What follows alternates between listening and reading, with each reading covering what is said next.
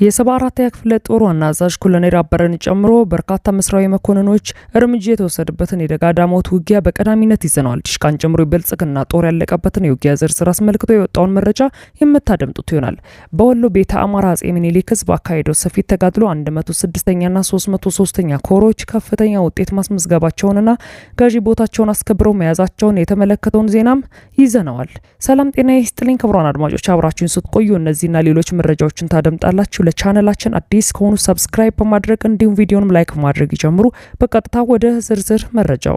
የአማራ ፋኖ ብሔራዊ ንቅናቄ አጼ ቴዎድሮስ እዝ ለተከታታይ 8 ቀናት ባካሄደው ውጊያ የብልጽግናውን ምስራቅ ሰራዊት 74ኛ ክፍለ ጦር ዋና አዛዥ ኮሎኔል አበረን እርምጃ እንደወሰደበት አስታወቀ። አርበኛ ዘናቡ ልንገረው ቀጥተኛ መሪነት የተካሄደው የደጋዳሞቱ ተጋድሎ የብልጽግና ሰራዊት 76ኛና 79ኛ ክፍለ ጦር አባላት ከባድ ኪሳራ እንደደረሰባቸው ታውቋል። ዳሞት አውራጃ ልዩ ስሙ ሐሙስ ገበያ ተብሎ በሚጠራው ቦታ ላይ በተካሄደው ውጊያ የብልጽግና ሰራዊት የደረሰበት ጉዳት ከፍተኛ መሆኑን ተከትሎ በሬጅመንቶች ላይ መበታተን መድረሱን የደረሰን መረጃ ያመላክታል። የፋኖን ብርቱ ምት ተከትሎ የብልጽግና ሰራዊት ወደ ነጭ ውሃና በይበርት ቀበሌዎች መኮብለሉን የዓይን እማኞች ተናግረዋል። በሐሙስ ገበያ ውጊያ የ76ኛ ክፍለ ጦር ዋና አዛዡ ኮሎኔል አበረና የ79ኛ ክፍለ ጦር አንደኛ ሬጅመንት ዋና አዛዥ ሌተናንት ኮሎኔል በቀለ በፋኖ እርምጃ የተወሰደባቸው መሆኑ ተረጋግጧል።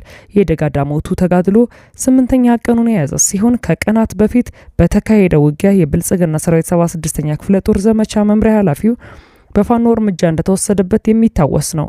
የክፍለ ጦር አዛዡንና የሬጅመንት መሪውን ጨምሮ በርካታ እግረኛ ሰራዊትም እርምጃ ተወስዶበታል። የአጼ ቴዎድሮስ እዝ በስሩ የሚገኙ ኮሮች በቅንጅት ባደረጉት ውጊያ 2 ዲሽቃ 3 ስናይፐርና ከፍተኛ ቁጥር ያለው ክላሽንኮቭ መሳሪያ በፋኖ እጅ ገብቷል። የአማራ ፋኖ ብሔራዊ ንቅናቄ ፖሊት ቢሮ አባል የሆኑ አርበኛ ዘናቡ ልንገረው ውጊያውን በቀጥታ እንደመራው በተገለጸው በዚህ ውጊያ የአጼ ቴዎድሮስ እዝ 3 ኮሮች በቅንጅት ያካሄዱት መሆኑን ከእዙ የደረሰን መረጃ ያመላክታል።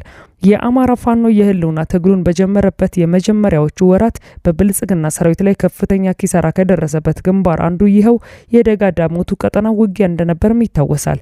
በወቅቱ የብልጽግና ሰራዊት በፍርድ ቤት ቀርቦ ባሰማው የኪሳራ ሪፖርት ከ100 በላይ አባላት ወድቀውብኛል፣ ከ65 በላይ ጉዳት ደርሶባቸው ከ4 ሚሊዮን ብር በላይ ወጪ አውጥቼ እያሳከምኩ ነው፣ 4 ዲሽቃ 12 ብሬን 10 ስናይፐርና ከ80 በላይ ክላሽንኮቭ መሳሪያ በጽንፈኛው እጅ ገብቶብኛል በማለት ሪፖርት ማቅረቡ አይዘነጋም። ይህ በእንዲህ እንዳለ የአማራ ፋኖ ብሔራዊ ንቅናቄ አጼ ምኒልክ ህዝብ በወሎ ቤተ አማራ ጠቅላይ ግዛት ሰፊ ቀጠና የሸፈነ ተጋድሎ በማድረግ በብልጽግናው ሰራዊት ላይ የውጊያ የበላይነት መውሰዱን አስታውቋል።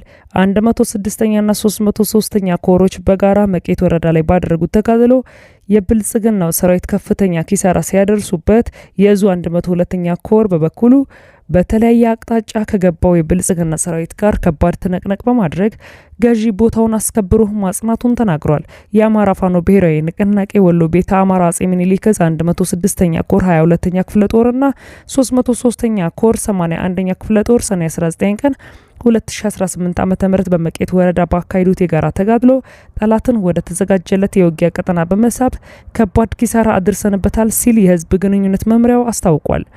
የእዙ ህዝብ ግንኙነት መምሪያ ለዝግጅት ክፍላችን በላከው መረጃ በመድፍ የታገዘ የብልጽግናው ኃይል ጠዋት 12 ሰዓት የጀመረው ውጊያ እስከ 8 ሰዓት ቀጥሎም ነበር። ሰራዊታችን በቅንጅትና በጽናት ባካሄደው ተጋድሎ ከፍተኛ ኪሳራ አድርሶበታልም ብሏል።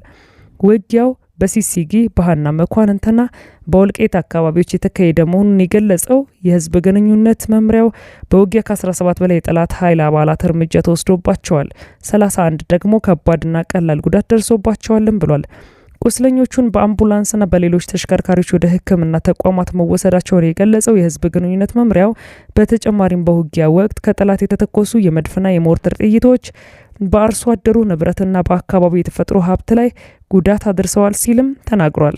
ይህ በእንዲህ እንዳለ በዚሁ ወሎ ቤተ አማራ ጠቅላይ ግዛት በተካሄደ ሌላ የተጋድሎ ውሎ ደግሞ የ102ኛ ኮር 12ኛ ክፍለ ጦር ሰራዊት በዞብልና በራማ በኩል በተለምዶ ፀሐይ መግቢያ ድረስ የገባውን የብልጽግና ሰራዊት በመልሶ ማጥቃትና መከላከል ውጊያ በማድረግ ከፍተኛ ኪሳራ ማድረሱን የኮሩ ቃል አቀባይ ክፍል ተናግሯል።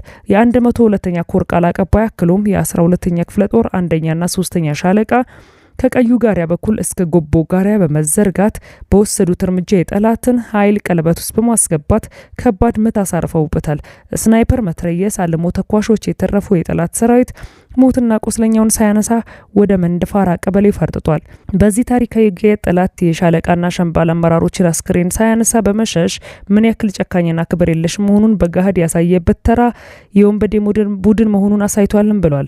በውጊያው የተገኙ ወታደራዊና ቁሳዊ ድሎችን አስመልክቶ የ102ኛ ኮር ቃል አቀባይ ክፍል ሲገልጽም 28 AK 47 ክላሽንኮቭ ከ670 ተተኳሾች ጋር የዲሽቃ መትረየስና የብሬን ተተኳሽ ሃይኮም ወታደራዊ መገናኛ ሬዲዮና ሌሎችም በርካታ ቁሳቁሶች በፋኖ እጅ ገብተዋል።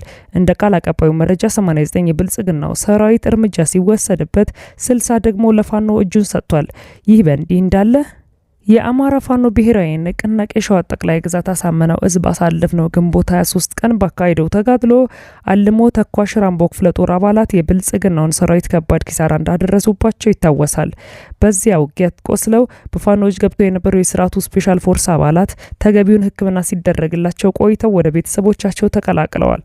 ተገቢውን እንክብካቤና ሕክምና ተደርጎላቸው ቤተሰቦቻቸውን የተቀላቀሉት የብልጽግና ሰራዊት አባላትና ቤተሰቦቻቸው ለፋኖ ባቀረቡት ምስጋና መንግስት እናንተን ጽንፈኛ ባንዳ ተላላኪ የሚለው ፍጹም ውሸት መሆኑን ተግባራችሁ መስክሮልናል። እናንተ ማለት የህዝብ ልጅና ኢትዮጵያም እንዳትፈርስ የምትዋጉ መሆናችሁን አሳይታችሁናል ሲሉም ተናግረዋል። እውነትም የታላቁ የአማራ ህዝብ ልጆች ናችሁ ሲሉም ምስክርነታቸውን የሰጡት እነዚህ የብልጽግና ስፔሻል ፎርስ አባላትና ቤተሰቦቻቸው ፋኖ ያደረገላቸውን እንክብካቤ፣ ሰብአዊነት እና መልካምነት አስመልክቶ ሲናገሩም ይህ ተግባራችሁ ለተራ ፕሮፓጋንዳ ብላችሁ ያደረጋችሁት ሳይሆን አብሯችሁ የኖረ የህዝባችሁ እሴት መሆኑን አረጋግጦልናል ብለዋል። የአማራ ፋኖ ብሔራዊ ንቅናቄ ሸዋ ጠቅላይ ግዛት አሳምነው እዝ የህዝብ ግንኙነት መምሪያ በዚህ ጉዳይ ላይ ለዝግጅት ክፍላችን በላከው መረጃ ሲገልጽም የሸዋ ጠቅላይ ግዛት አሳምነው እዝ አጼ አምደ ጽዮን ኮር ግንቦት 23 ቀን 2018 ዓመተ ምህረት በስርዓቱ የምርጫ አስፈጻሚ ጦር ኃይሎች ላይ በቅንጅት በተሰራው የተቀናጀ ዘመቻ በአልሞ ተኳሽ የራምቦ ክፍለ ጦር አናብስቶች የመጀመሪያው ሹተር እጃችን መግባቱ ይታወሳል።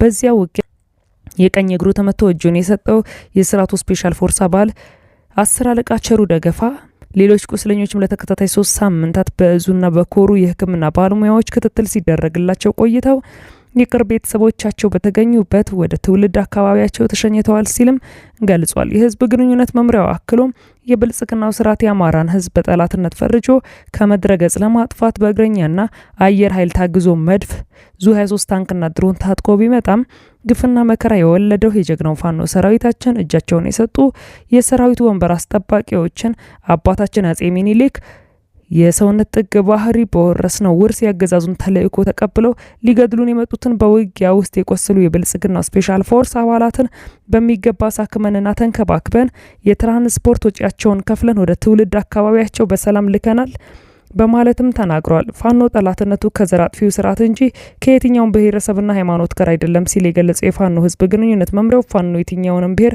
በጠላትነት የፈረጀው አካል እንደሌለ በሚገባ ታውቆ ሐሰተኛና መርዛማ የፖለቲካ ትምህርት ተግተው የስርዓቱ ዙፋን ጠባቂ ሆነው ውድ ህይወት መስዋዕትነት ለሚከፍሉ የብልጽግና ሰራዊት ዛሬም እንደተናንቱ የፋኖ ምህረት እጆች የተዘረጉ መሆኑን እየገለጽን የፋኖን ጥሪ በመቀበል ለራሳችሁና ሀገራችሁን ታደጉ ሲልም ጥሪ አቅርበዋል። ክቡራን አድማጮች ለሳቱ ያጠናቀርኩላችሁ መረጃ ይህን ይመስል ነበር።